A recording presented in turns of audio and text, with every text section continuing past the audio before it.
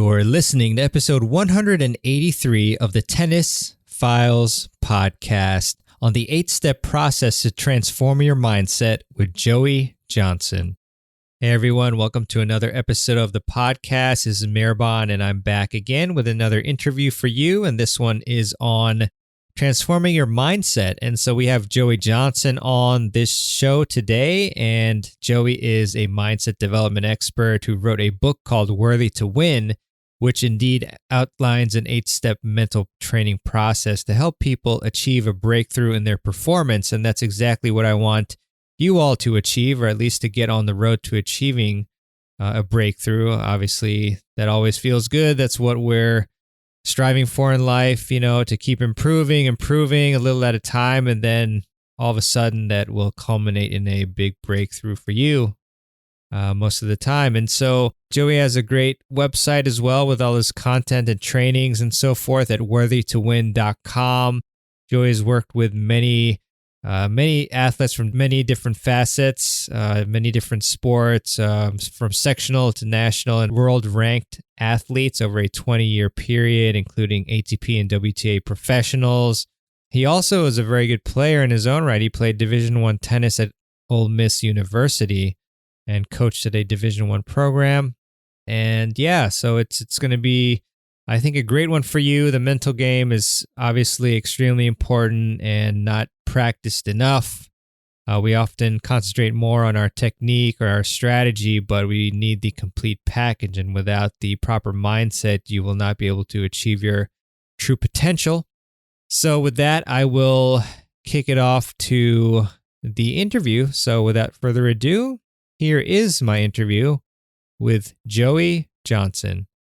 Hey everybody, welcome to another episode of the Tennis Files podcast. I'm here with Joey Johnson, a mindset expert, or a mindset development expert, I should say. And it's really a pleasure to have Joey on because I get a ton of questions about the mental game, about individuals getting nervous, about them not being able to perform to their potential. And so it's really a undervalued area and underpracticed, I think. So that's why we have Joey here today to help us understand how we can transform our mindset. So Joey, thanks so much for coming on to the podcast. Really appreciate your time. Yeah, it's my pleasure. Thanks for asking me. It's always fun to talk about something that I'm passionate about and that you are as well, and hopefully the listeners. So yeah, great to be here. Yeah, for sure. Yeah, it is great to have you on, and shout out to Matt Miller for connecting us. So yeah, I guess I'll just dive right in. First off, why do you think tennis players that know they can achieve more and have that desire to do so ultimately are not able to reach their potential?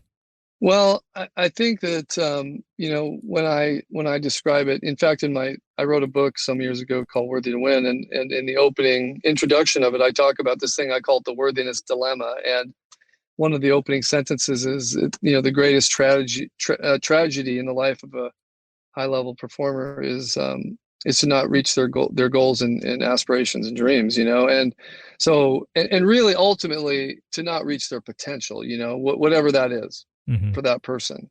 And so I think that when you really look at the four, for athletics at least, the 4 areas of skill development, which is the technical, which is in tennis, of course, all your ball striking skills. And then there's the tactical, which is your capacity to structure plays, patterns, and tactics, and strategy on court. Then you have your physical, which is your speed, strength, agility, endurance, all those things. Then you have your mental, emotional skills. So when the way I look at it is, you have to be getting better at all of those. I call those the 4 pillars simultaneously. And the reason why I believe people underperform is because not only do they perhaps not focus on all 4 areas, and like you said, undervalued. The mental training often is undervalued. And I think there's different reasons for that. Maybe one is it's because it's not tangible in the sense like especially with junior tennis players, they just want to go hit balls. They want to go out and physically do something and, mm-hmm. and be engaged in a physical activity, which is obviously important and understandable. But I think a lot of times they don't realize how important the power of their mind is late, I mean, I guess it's never too late, but they might, I mean, I've had tour players I've worked with who they really kind of start really getting into it, after they've been out there for, a few years and they've hit enough roadblocks where they're like, wait a minute, there's something here. I know there's something in my game that perhaps has a mental aspect to it that I just haven't developed, and so the way I see it is the younger you can get players engaged in all four areas, and usually the first three, the technical, the tactical, and the physical are happening. I'm not saying they're always happening, at the highest level, but they're happening. Mm-hmm. And oftentimes the mental emotional gets kind of pushed off to the side. Players read a book, they hopefully if they have a coach who does talk about it with them at times, but most coaches are so busy in the other three quadrants that they don't really spend adequate time, and it gets kind of left. I always say to players, you want your mental game to become your most important weapon. Mm-hmm. And I try to plant that idea in their mind, like, what, oh, that's an interesting concept. For most players, they'll be thinking, is it my weapon? I mean, and a lot of them would say, no, it's not. Yeah, I mean, it's just so important because I think ultimately, even if you have similar abilities, if somebody doesn't have the belief that they can perform up to their potential or that they can actually even beat somebody, then they're not going to be able to win. So I think it's just such a crucial area for sure. Yeah. Yeah. So, I mean, it's a very broad question, but how does one ultimately shift their mindset and their thinking to be able to improve their performance? What are some steps that they need to take to do this? Well, I think the first one is that they have to recognize, that it's important. Like, they just have to become aware of the fact that this is a part of my game that needs to be attended to, and, for junior tennis players, that often comes from a parent or a coach. And that's who, obviously calls me. I don't get very many calls from junior tennis players saying, I really want to work on my mental game. It comes from their coach or their parents. And, so they need to become aware of the fact that it's really important. And, then from there, it's like, finding a process or a program that they think has quality information, and then staying true to it, meaning that they're consistent with it, because it's not a quick fix. I mean, this is another thing. A lot of times my phone rings when someone is like just underperforming and they get to this point where there's a crisis kind of in their mind of confidence, and at that point, they're pretty impatient about getting the answer. A lot of times that they want something pretty quickly, and it's kind of like with fitness, you don't go to a fitness coach and go, I need to be really fast by next Thursday, that's not how it works. And it's the same thing with your mental game. I mean, you have to really be diligent, patient, and structured. So I've tried to create a really solid structure to build fundamental and mental and emotional skills. I call mindset skills. So you mentioned that, one of the first steps is you need to find a program that actually works. Like, what are some telltale signs that, that program does actually work when somebody encounters a program like that? Well, I think that's a good question. I mean, I think that getting referrals, talking to people who have gone through the program or worked with that person is obviously one easy, way to kind of get some indication of the capacity or ability or value of that program or training. I mean, I think that's important. Asking, you also need to kind of know what you think you need. I have, like, on my website, I have this thing called the mental IQ test that people can take. There's no cost. And it sends a report to me, and it gives them a quick, assessment of what might be some of the holes in their mental game, if you will. Mm-hmm. And then I'll usually follow up with some sort of an email or conversation saying, this is what, from the assessment you took, this is what I see. And this would be some suggestions to start with. And it's really knowing, what do I need to work on? I mean, mental skills training has lots of different skills in different areas. There's lots of different things, but so just getting into any of it is a good thing. But if you can be even more targeted and specific, that might be the best way to get results, in the near term, rather than really kind of beating around the bush for a while. Targeted training is what we're talking about. Mm-hmm. Exactly. You mentioned that mental IQ test, which everybody should check out, and we'll link to that test in the show notes below. But you mentioned some holes in people's, I guess, mental game. So, what are like one or two of the biggest holes that you often encounter in looking at those tests? Well, I think one of the most obvious holes is that people are very outcome focused, just by nature. I mean, competitors want results, and that's not necessarily a bad thing, but a lot of if you look at junior tennis, the whole concept, at least here in the US, is built around tournament play, right? It's like play tournaments, get points, get a ranking, earn a scholarship, right? And so there's a place for that, obviously. Competing is fun, especially for junior tennis players. They love competing, and that's very important. But sometimes what happens is that they get so focused on the results that they don't really dedicate themselves enough to what I would call quality skill development. And that's one hole, is that you have to be able to recognize that outcome isn't the biggest focus. How many players get in matches and start, after they maybe have a tough loss, would say, I thought I was just too focused on the score. I think the percentage would be pretty high usually. Yeah. When you have an off day. I've had that issue. Yeah. Yeah. Yeah. So I know I did. And so that's an obvious one. Another hole, I think, is misconceptions about pressure itself. I have one whole training I dedicate to understanding. I call there's 3 levels of pressure. And, there's the kind of the pre-match, obvious kind of pre-match nerves and physical stress you feel. And then there's also these underlying levels of pressure, which would be how the person is thinking about winning and losing. Most of this is ahead of time, by the way, before the event even starts.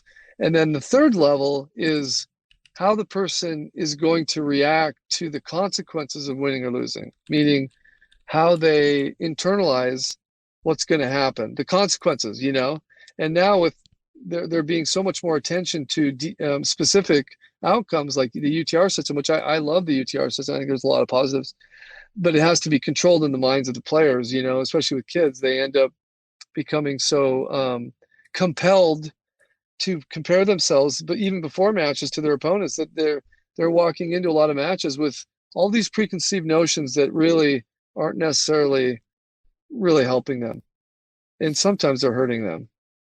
Yeah, definitely. I mean, what are some ways that we can become more process-based? I mean, before that, I'll tell you a little story, which I've said a couple times on the podcast, but my very first college tennis match in Cornell, I was playing actually somebody who I'd played in my home section in the Mid-Atlantic, and then I was up something like 6-2, 5-1, and then my immediate thought was, wow, it'll be really cool to win my first college tennis match.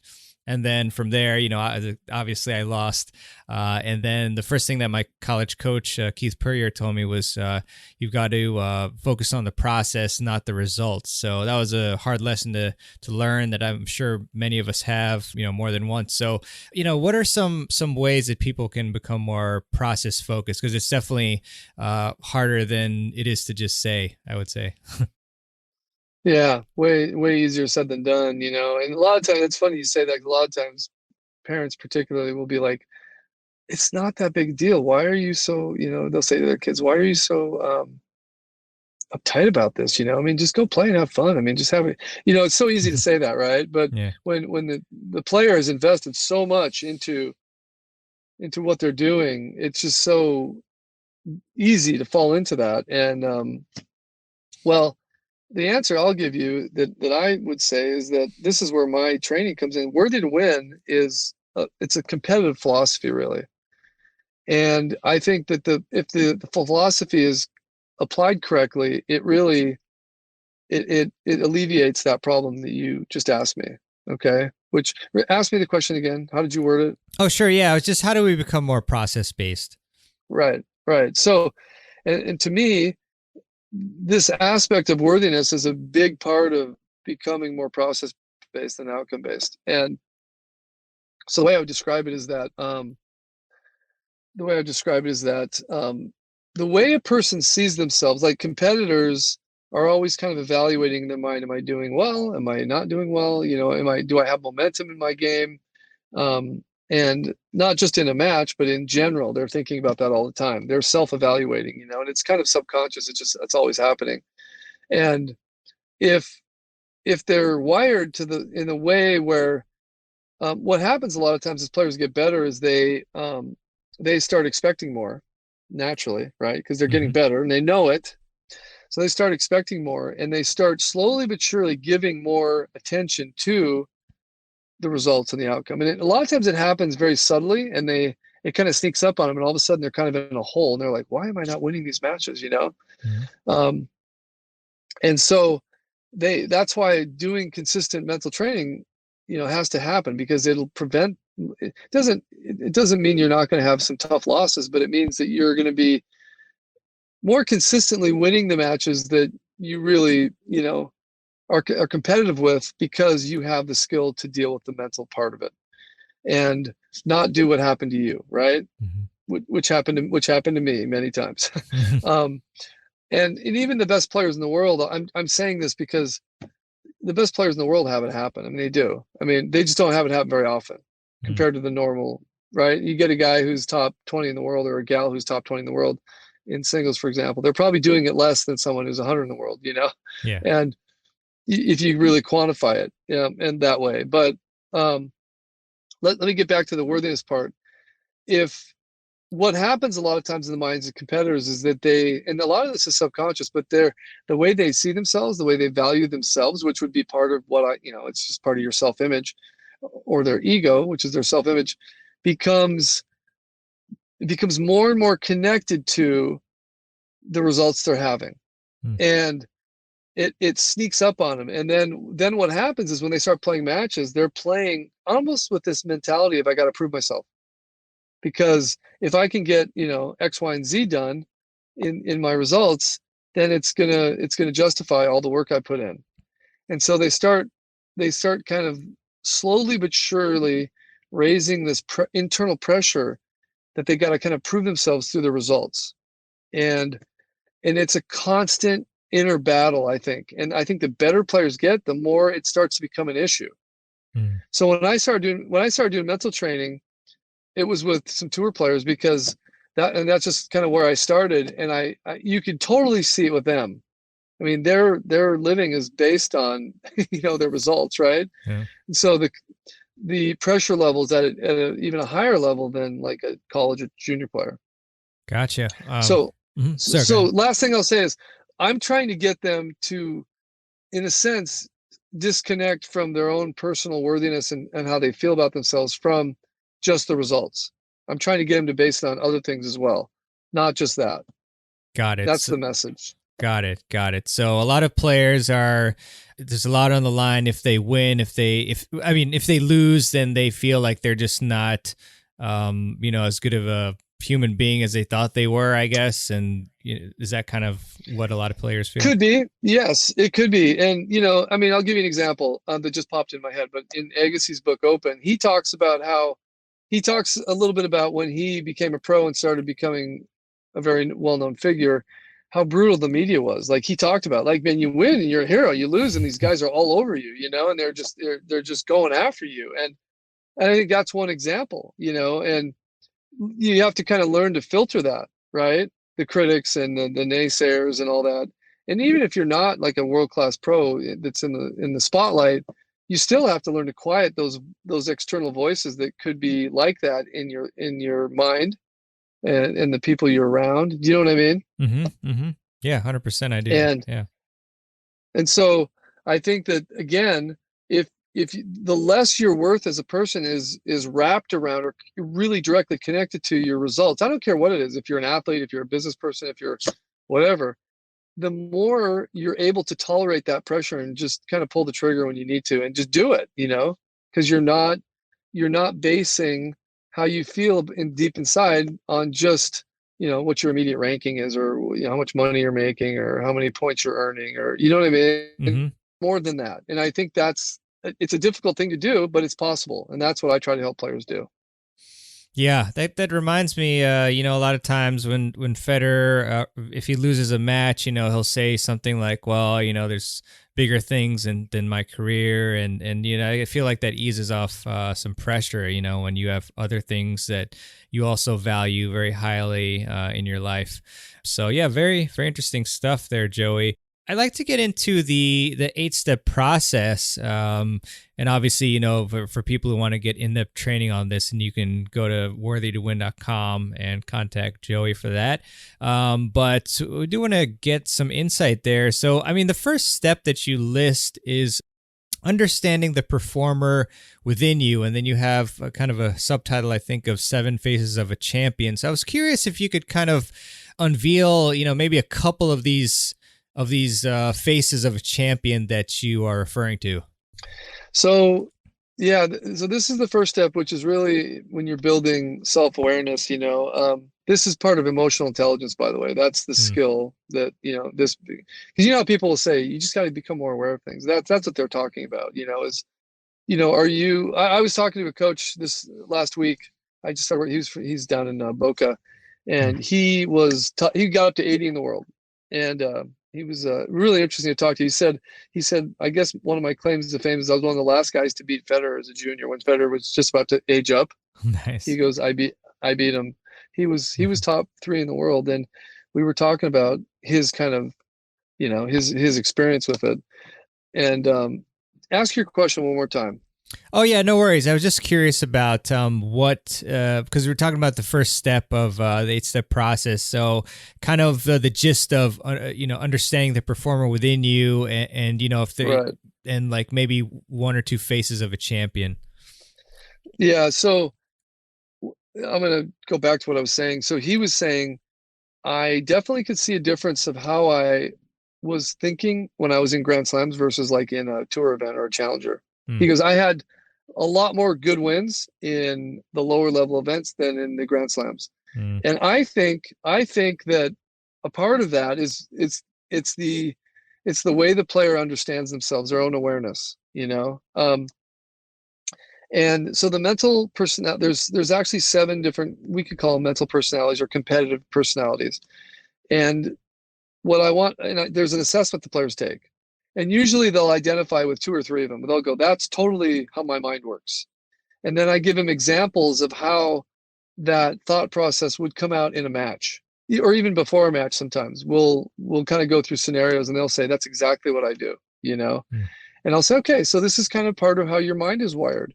And the idea here is to make them aware of it, and I'll say each mental personality, like one of the mental personalities, for example, is the seeker mindset, which is seeker is someone who's naturally very motivated, very driven by results. They're dreamers. They're very hard workers, but they're a seeker. They're looking for something. They want something from it, and that's fine as long as it's balanced. But another one is called the controller, which the controller is like someone who it's like a quarterback. They're kind of a controller mentality. They want to call the shots. They want to be directly involved. And there's a lot of CEOs of people that head up big organizations are kind of like that. And there's a lot of pluses, but there's also a negative side to how that mindset. Controllers can become rigid, a little closed-minded. Seekers can become too focused on the future and what they're going to get from it.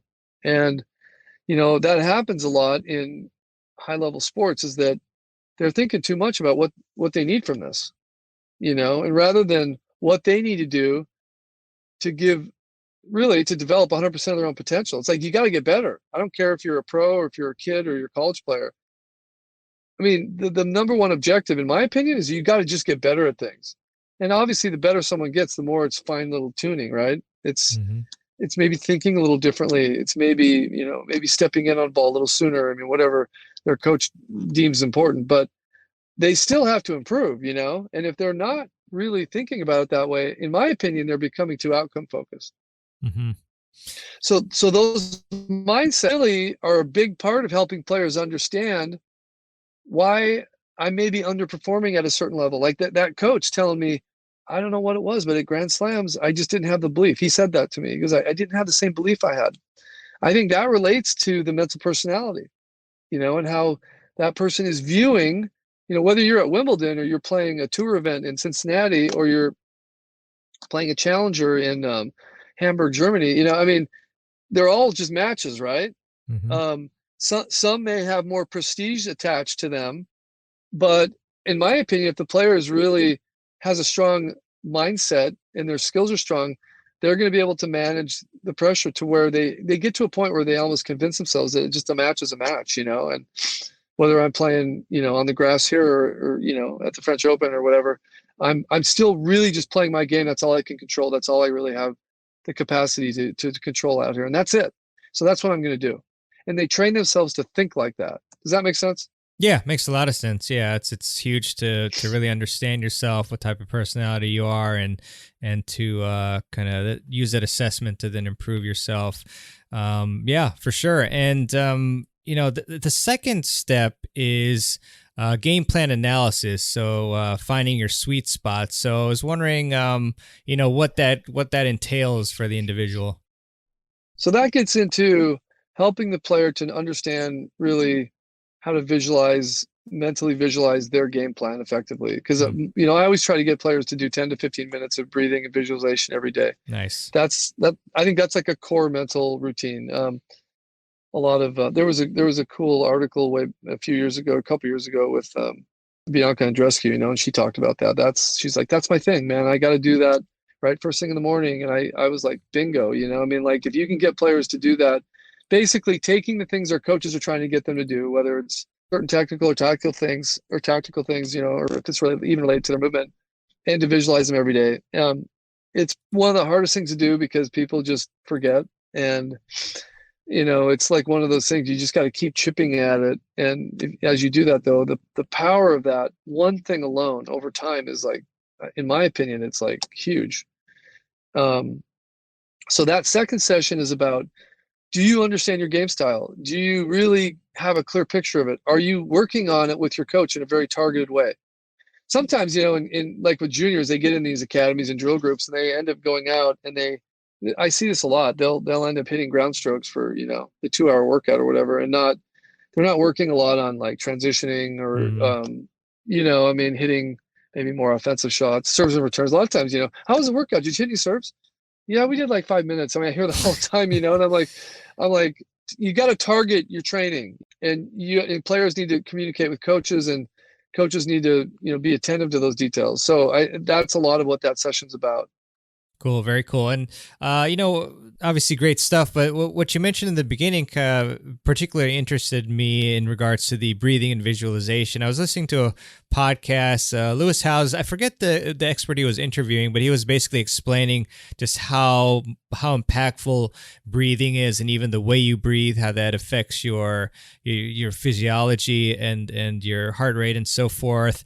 So, I was wondering, like, if you could get a little bit detailed into the breathing and visualization, like what does that usually look like for players? I think you said 15 minutes, how much of that is the breathing and how much of it is visualization and so forth?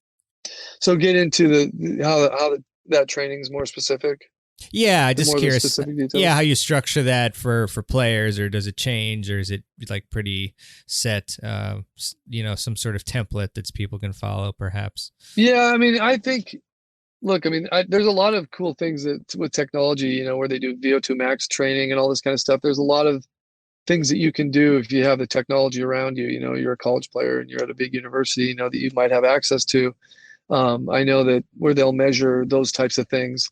But from my perspective, what I'm trying to get people to do for 10 to 15 minutes a day is to sit down in a quiet place. Mm-hmm. I mean, they have to learn like deep nasal breathing, breathe in through your nose, out through your mouth, and know how to kind of self-relax and just go through a process of relaxing, progressive muscle relaxation, and then moving into specific visualizations, which would be, in this instance, tactical patterns that they're working on, and just seeing it over and over and over. There was a series of videos that came out, this was like 30 years ago, called Cyber Vision, and they had Stan Smith and Chris Evert and all these pros, and they would video them and they'd hit forehands and backhands, and then you just watch it over and over and over, and that was what they sold. That was the program, and it's kind of like that, but it's you That's why I think videotaping yourself doing your tactical patterns, for example, is really important. That's why players have to watch themselves periodically, and they don't do it enough, where they get, a camera on the fence or get play sight or whatever, and actually watch themselves after the fact, playing their match, and maybe even charting themselves. That kind of stuff just doesn't happen that often. But is it important? Do the pros do it? Yeah, a lot of them do it, and it's very much a part of their training, because you want them to see those tactical things so clearly that it's just second nature, right? It's just in my head. Of course I can do that, because I've seen it 1,000 times, not just done it in practice, but I've seen it. You know what I mean? Mm-hmm. And they say that there's all this research on myelin, building myelin, and myelin is the substance that is part of ingraining new things that you're learning, and doing things over and over and over. You've probably heard the thing, your brain doesn't know the difference between doing something physically and actually, or visualizing it, right? Mm-hmm. Mm-hmm. So I think it's just, I don't think, for my purposes, if I can get someone doing 10 to 15 minutes of that a day and doing it in a structured way where they have specific targets they're trying to see and think, I think the results over time are really pretty amazing. Yeah, totally. I mean, a lot of great stuff in there. I mean, in regards to visualization, when I interviewed James Blake a little while back, he said that he basically never felt any nerves because he would do a lot of visualization, visualizing himself hitting, playing certain point patterns against his opponent. And as well, I just interviewed Nathan Pasha, who's a highly ranked doubles player, and he was mentioning that he watches all his matches, all the time. Even if there's no, if there's no camera up there, like say in a futures tournament, he'll put his GoPro on like an M1 mount, I think it is, and watch. And it's just really important visualization and watching your matches. So great stuff there. I've talked to him before. I've actually talked to Nathan before. Cool. When he first started playing pro tennis, and yeah, I mean, those are the details I think that can make the difference for players. But if you get 10 juniors in a room, and even if they're really good juniors, and you say, how many of you guys do visualization 5 days a week, you're going to get a low number. Very low. Very low. Very low. And a lot of them say, how many of you have been told that 100 times? They're going to all raise their hand, but they're not going to be doing it. So it takes a discipline. I mean, to me, developing all those habits and skills are, it needs to happen. Obviously, the younger, the better, right? I mean, then by the time they go to college or they turn pro or whatever, it's just part of who they are, and that's where I think the junior tennis world is struggling, in my opinion. It's like that. Just there's so many distractions for kids these days. It's insane, and so getting them to lock into those things, very important. Yeah, for sure. I mean, you talk about the power of visualization. I was just listening to a scientific expert, and he cited some studies where individuals who they didn't exercise, but yet they visualized themselves like working out, like their calves or something. I think it was their calves, and they actually made strength gains, which is like incredible. Obviously, they had other test groups to make sure that was valid. But yeah, pretty amazing, powerful stuff from visualization and watching yourself. So the third step, Joey, is the nature of peak performance. And, you mentioned that the goal is momentum and the target is confronting fear. So what's the interplay between the goal being momentum and the target of confronting fear here? So the goal of momentum is the feeling that the athlete is progressing in their skills, in their game. They're progressing. They feel it. And I think that is the lifeblood of an athlete, especially a competitive athlete. They got to feel like, man, I'm progressing, and that's not always reflected by their results, because sometimes if they're working on some things that they require a certain amount of change, they're going to have a drop in performance. It could be and sometimes it's for months, where but they and their coaches really decide, we really believe this is key. Got to change this, and so the feeling that they're moving forward, and fear, and the doubt that comes with fear is what stops us from staying committed to those things or even committing to them. Sometimes we don't commit at all because we're afraid that if I do these things, I'm going to fall behind. That's like, a lot of junior kids, it's like it's just so focused on results that they because they're so worried that their ranking's going to drop, and you're like, you're 15, who cares, right? If you want to be a great player when you're 18, 19, 20, you gotta pay the price. And so, overcoming fear of, and usually the fear for most players, immediate fear is losing. And it's not just losing, but it's also how that's going to look to other people and, how they're going to feel about losing. Mm-hmm. One of the players I worked with years ago was Austin Krajicek, and he was, when I was working with him, he wanted to increase his singles ranking. Austin's always been a really good doubles player, but and he would, we'd worked together a couple of years, and one day I asked him, what are some of the key things that stand out to you from the work we've done together? And he said, well, the one thing that stands out is that he said, I lose differently in singles now. And I thought, what an interesting, concept or realization from a player. He was thinking about the loss differently than as a doubles player than he was a singles player, right? Mm-hmm. And he said, I learned to handle that differently. He got to 95 in the world. I mean, and Impressive. that was great. I mean, and he worked really hard, but I think that you have to be able to confront. That's why the worthiness thing comes in again. If your worth is based on, if it's really, really connected to results, it's going to be a rough deal emotionally because you're going to get beat up, especially if you're trying to evolve things in your game. Sometimes you got to do more than other times. I'm not saying you're always making huge changes in your game. I'm not saying that, but especially in the formative younger years, you are. Yeah, I've got 5 kids. I've got 2 sons and 3 daughters. And I was saying, my youngest son wanted to get into tennis more, and he and so he did, and I've, for the most part been the primary coach in his life, although, he's worked with some other people along the way, but 90% of it has been with me. And he just signed to play for UCLA. Congrats. Signed a letter of intent to play for there. Yeah. So, and in his situation, I've always tried to kind of help him to understand that, the more you look at all these, measurements and metrics and things, the more it kind of gets into your head. You just got to keep improving the right things, and that's all you can control. And at the end of the day, don't get too comfortable like winning right now, because if you really want to be a pro tennis player, you got to be such a beast. You got to have so many skills. Yeah. And you got to get at it when you're young. And so, so I try to tell that to everybody I work with. Is that, especially with juniors who still have some developmental time. I mean, I think even pros are still developing. It's just different. It's more refinements, right? But they still need to be getting better. I mean, Federer, he worked for several years at coming in more.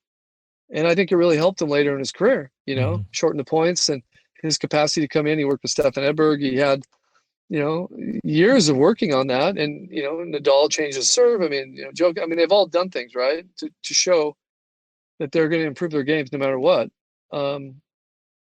But I think that's really important. So. Yeah, 100%. When it was, so if, again, getting back to confronting fear, if the big fear is losing and how that's going to make you feel, and, then you have to really kind of start to accept that you're going to lose sometimes. It's okay. I would never go out there in a match thinking you're going to lose, but I'm saying the way you handle it has to be, you have to be seeing that right in your mind, because you're going to play so many matches. It's crazy. Right. And you have to have this kind of mature perspective on how you manage those wins and the losses. It's, at Wimbledon over the center court, there's a one-line quote from the poem If, right? And it says, if you can meet with triumph and tragedy and treat those 2 imposters just the same, it's kind of like, to me, it's like saying there's a neutrality you have to find. I mean, you can only just play your game 100%. I think that the best players always believe they can win. But I don't think they're hyper focused on it when they're doing it, right? They're just playing the match, and do they believe they're capable and they can do it? Absolutely. But are they thinking about that a lot during the match? No. Mm-hmm. Yeah. I mean, that's wonderful. It reminds me of a book I'm reading now called The Practice by Seth Godin. Is a great author. And, his whole point of his book is this, that, you need to constantly be shipping the work. So, you can't have this fear of, what people are going to think or what's going to happen. And it's very natural for, things to not work out in the beginning. So what you have to do is you have to figure out the process. You have to keep going out there and implementing that process, and then you take the feedback, whatever happens, and try to improve. And you can't let the fear of losing or having criticism levied at you stop you from the process. So I really like that step that you have there. So Joey, I know we're on step 4 here. You have any tips on step 4, which is tapping into the power of pressure, and how we can do that, and how we can overcome the choke response that a lot of us end up having in pressure situations? Yeah, I mean, just to hit a few bullet points on that. I mean, I think one is that players have to learn to work with pressure, rather than try to get away from it. That's a big misconception a lot of players have, is that I don't want to have pressure, Mm-hmm. but you're a competitive athlete. I mean, there is inherently pressure. Yeah. And so they have to learn to embrace it. I mean, most players do feel some nerves and some pre-match stress. And if they don't feel any of that, that's probably not a good thing. Mm-hmm. A little bit of pressure is great. It's when they really start to hyper focus on the outcome or the consequences of what might happen that the pressure can get to a point where it's really hard for them to manage it. And so in that session, I get into different skills and different things they can do to learn to essentially accept pressure, and in some ways kind of become comfortable with it rather than trying to alleviate it, get rid of it, avoid it, etc. Because those things are going to produce, I call it the boomerang effect. I mean, if you're trying to suppress something, it's going to come back later and get you. Yeah. Yeah. It's just So, oh, go ahead. Sorry. No, I'm done.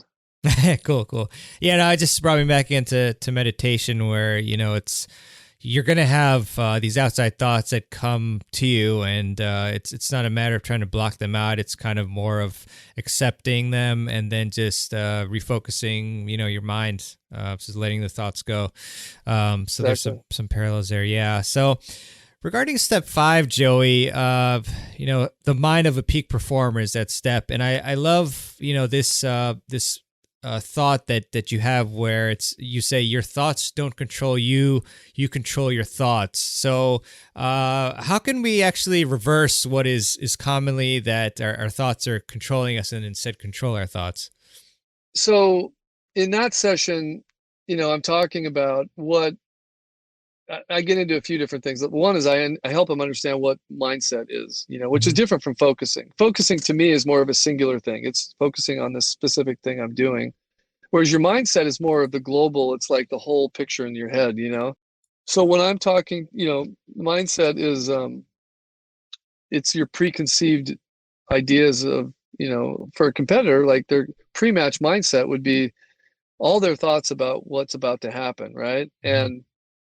And they have to learn how to control those thoughts and not let them go off in too many different directions, and they have to know what the right things are to focus on, for example, before they play, during the match also, and then the way they handle it after. But to me, mindset is like the precursor for, I mean, it's the big picture. We always want to be developing the athlete's mindset, which is how they see the whole process, their involvement with it. It's like, the whole thing versus specific details, which would be focusing. And so hopefully that makes sense. But that's why I use the word mindset development, because if you can get them to improve their overall mindset, now they're going to focus better, they're going to handle things better, they're going to be less reactive, they're going to be more calm, they're going to be more energized at the right time, they're going to do everything better.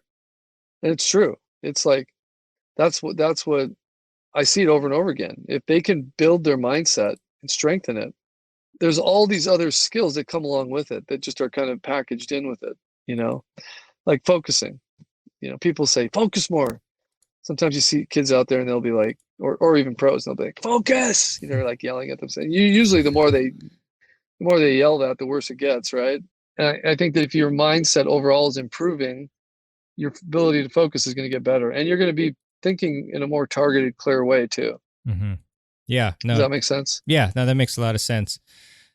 So how about the next step here, which is Can I just let me just I have a thought. I want to interject something. sure. I think that especially as players get better, they've already got so much information in their heads from years and years of coaching that and I've learned this the hard way, Suze, by sometimes over coaching. It's like um, what I've found is that it's not. I mean, we can have lots. We live in the information age, right? Where we're just being inundated with statistics and data and technology, and it does have a role. I mean, analyzing data and things like that for athletes is, I think, really important. But what happens a lot of these athletes is they just cram their brains with way too much stuff, and so what I do, what I'm skilled at doing is when I work with an individual is like kind of knowing what's too much, what's too little, like kind of finding the right balance of what this player needs to make the skills pop. You know what I mean? And Mm-hmm. it's like a good technical coach sometimes just saying you just need to get more topspin on that ball versus saying you need to get under the ball, you need to drop your hand down, you need to come up the ball more, you need to, right? Just saying, just get a little more spin on the ball, get a little more lift on it, you know? And I think that one of the roadblocks for a lot of athletes is with mental training too, is that it's like, oh my gosh, here's, it's a whole nother discipline I got to learn. And I got all these other things I'm thinking about, and I'm going to be thinking, and this is a problem, because of the amount of information we have available to us. Does that make sense? Yeah. Yeah. No, that makes a ton of sense, Joey. I appreciate that. So, I mean, with the next step, the performance wave. So, we want to try to ride the wave to our next breakthrough. So what does that entail? How do we actually like ride the wave instead of, think about, oh, maybe we're going to crash or something like that and have other So, thoughts? so that's a competitive metaphor, to get people to understand the movements that occur in a live performance, like just the ups and downs. Like tennis is full of momentum. I mean, one set you feel like you're on top of the world, the next set you feel like you're on the bottom of the world. It's just learning to deal with the different movements that occur like a wave. And I use the analogy, you can, if you're a surfer, you can surf on the top of the wave, on the bottom. You have to learn to position yourself and handle different positions on that wave to ride it, and so that's what I'm talking about, is like the mental skills to learn to deal with different things that happen in matches where you feel like you're moving up and down a wave. Mm-hmm. Gotcha. The score is a big one. The score, players get so attached to the score. It's just, you don't want to do that. Just because you're ahead 4-1 doesn't mean you're going to win the set, right? It could be one break. I mean, that can happen so quickly the other way, right? Yeah, you've always got to keep your mind on executing and again, the process, rather than thinking about the score. And then that's when you're going to probably, deviate and then bad things will happen. So, yeah, exactly. Definitely.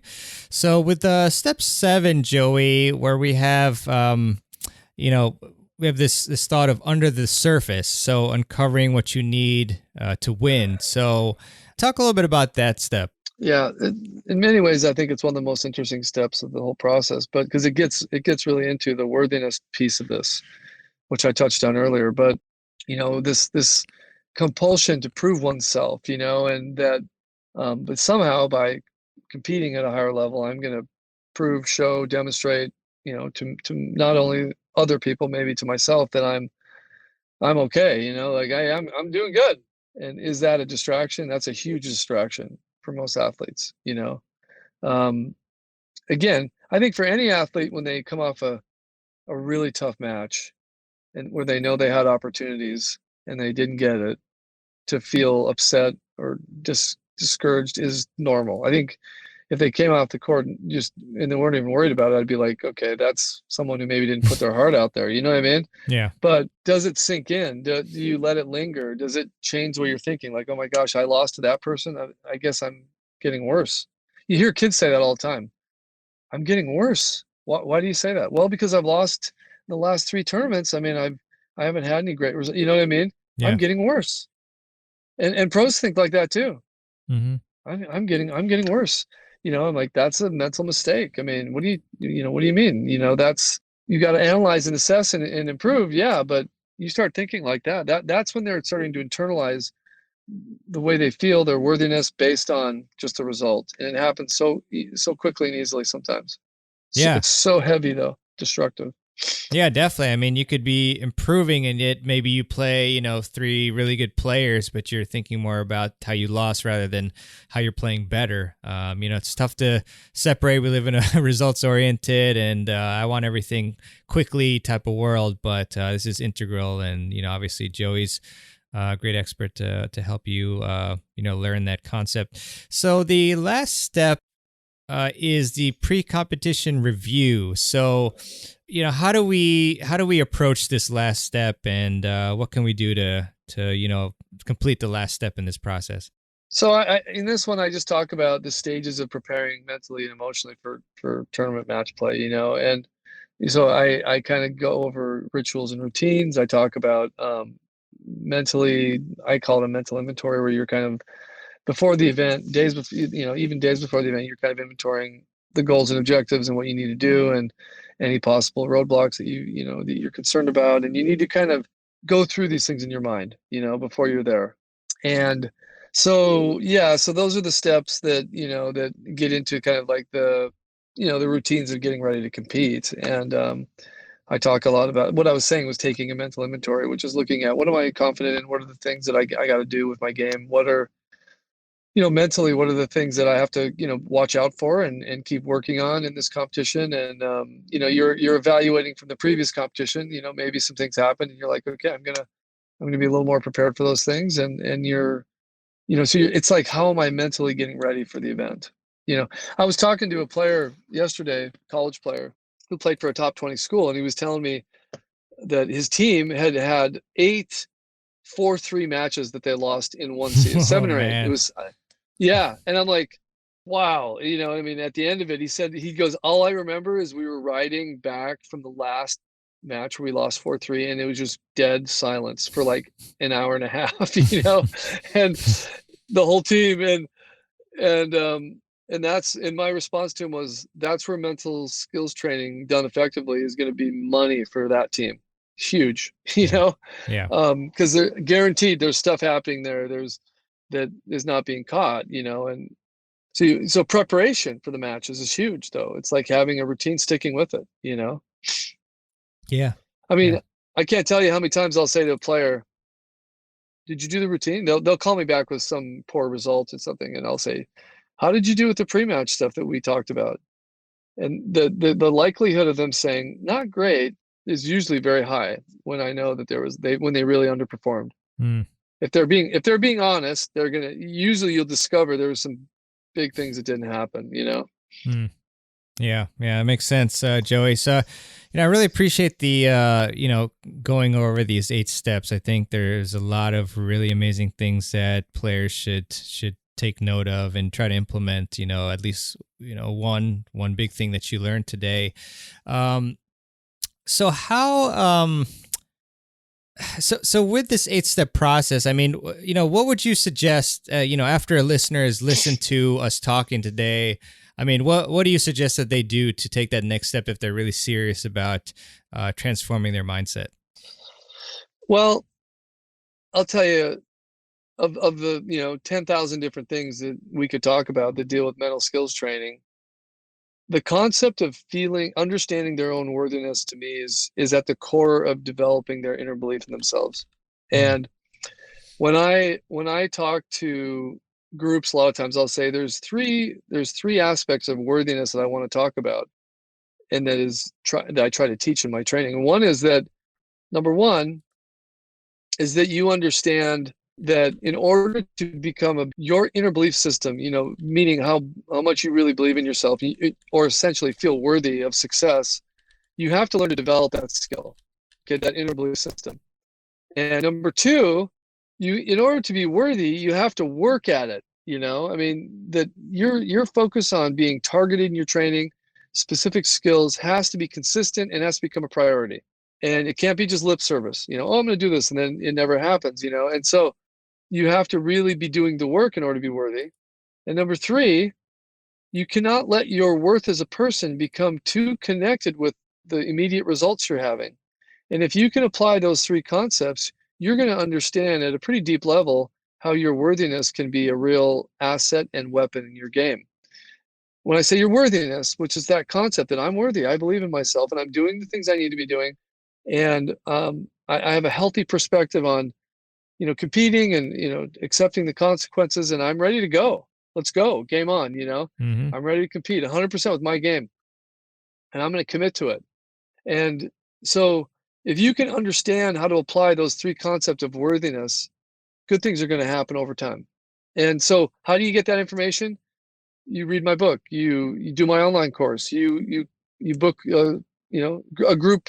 I'm doing more group Zoom trainings right now with teams, academies, clubs, where we have a structured course that players go through every week. They have assignments, and then we do Zoom trainings to facilitate and kind of bring those concepts more fundamentally clear in their mind. But and then there's individual training as well. And it what I've found, I always tell players, you have to be willing to put time into this, but if you're consistent with it, the results are going to come. Your worthiness is it's at the core of your mental game. To make your mental game a weapon, they have to be seeing that worthiness correctly, or else it's just like they're just opening up so many different distractions that can affect them. So that's why everything I've done is based on that concept.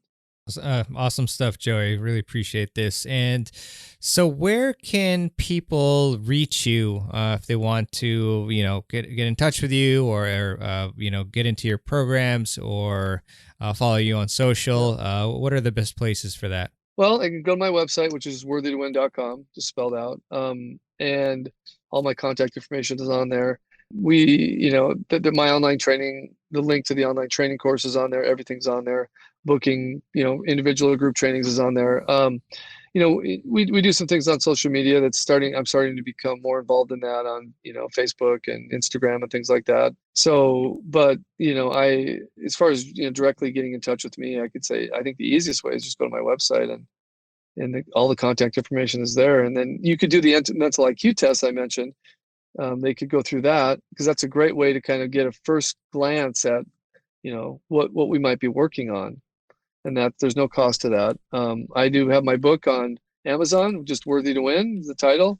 I'm just coming out with some podcasts that I actually just started this week. It's one of my New Year's resolutions to do some podcasts. So I'll be doing some of that as well. Awesome.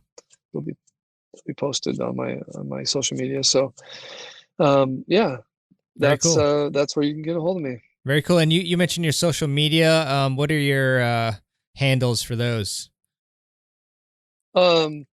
So it's all under Worthy to Win. Everything's under Worthy to Win. Yep. Got it. Very cool. So I'll end it on this question, Joey. If you could erect a large billboard in the most highly trafficked street, near where you live, what would you put on it? What message? I love that. That's a great question. Yes. I think I would say you are worthy.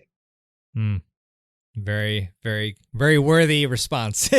Awesome. Well, Joey, thanks so much for coming on to the podcast. Again, everybody should go to worthytowin.com and check out the Worthy to Win book as well that Joey has authored. So, I think for everybody out there, commit to improving your mindset, and so you can take your game to the next level. It's a big part of tennis and of life just in general. So by improving that, you're going to improve not just your tennis, but all facets of your being. So Joey, thanks again for coming on to the podcast. Really appreciate it, and looking forward to connecting again soon. Thanks, Marvin. Yeah. Awesome. Sure appreciate it. It was enjoyable. Bye-bye. All right. I hope you really enjoyed this interview with Joey Johnson, and I hope that you can take away some golden nuggets from this interview with Joey, and I hope that you wrote them down and that you implement at least a couple of them, maybe just one. Focus on that, and hopefully you'll see some great results. And also check out the show notes for any and every link that we have mentioned on the show today, including worthytowin.com. And we've got a link to the mental IQ test down there as well. I also would really appreciate it if you enjoy the podcast and get a lot of value from it to leave a review. And you can do that at tennisfiles.com/Apple Podcasts. That would be great. And it would help the show out quite a bit and help it go up the rankings, which would most importantly make it more visible to more people, more tennis players and coaches and etc. So would really appreciate a review. That would be great. I also want to leave you with a quote, as I often love to do at the end of the show. And this one is by Joseph Campbell. And Joseph said, "The privilege of a lifetime is being who you are." So never forget that. And kind of takes us back to the interview where part of performing at your best is really understanding yourself, what makes you tick and what your strengths are as well as your weaknesses, and moving forward from there. Very important. All right. Well, thanks so much for listening to this episode of the podcast. I've got some fun interviews coming up for you. Oh, also, thanks again to Matt for hooking up this interview. And yeah, we've got a really fun one with Kevin Garlington, who I've had on the Tennis Summit couple times. And speaking of which, the Tennis Summit is going to be up and running on April 19th is the start. And I think we'll have a kickoff live stream the day before then. I know it's still a little ways away depending on when you're listening to this, but I'm in preparation mode already. So I'm excited. At about 14,000 people attend last year, which was bonkers. And I'm aiming to get more people to come this year. So let's see. All right. Once again, I hope you're all doing well, and please stay safe and try to play tennis and stay fit and just keep improving every single day. All right. This is Mirban Iranshad signing out.